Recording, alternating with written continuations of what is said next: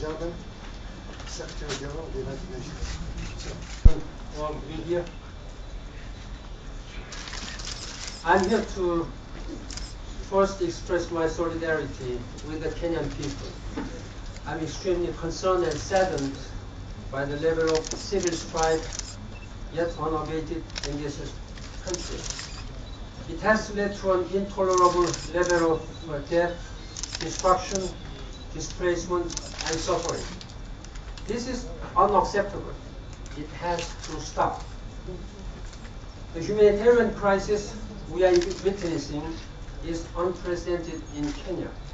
Men, women, children, elderly, displaced, and other vulnerable people have been uprooted, lost their property, their livelihood, and are living in fear. An estimated total of 500,000 people from all walks of life have been affected, and the spiral continues. This has to stop. This is the appeal I made to His Excellency Mwai Kibaki when I met him yesterday in Addis Ababa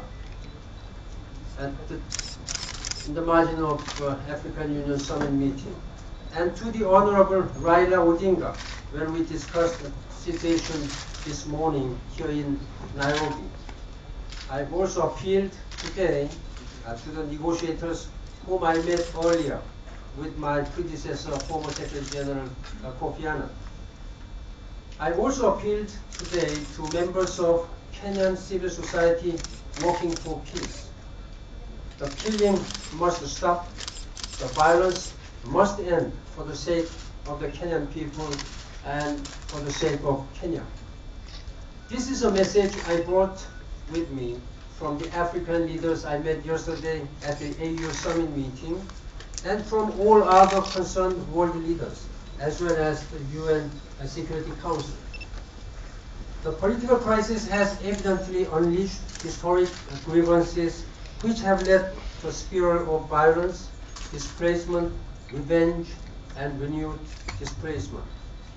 The people and leaders of Kenya, particularly political leaders, have the duty and the responsibility to wake up and reverse this tragic path before it escalates into the horrors of mass killings and devastation we have witnessed in recent history.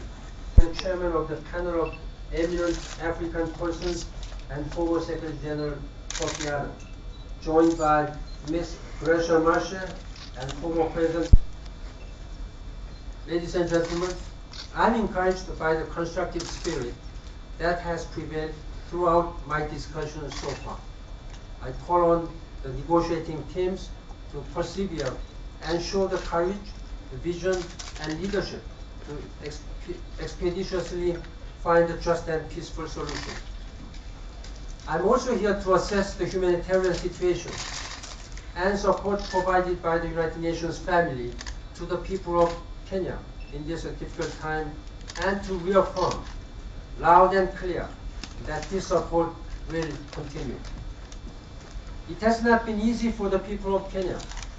It has not been easy for our country team and the NGOs trying to provide assistance.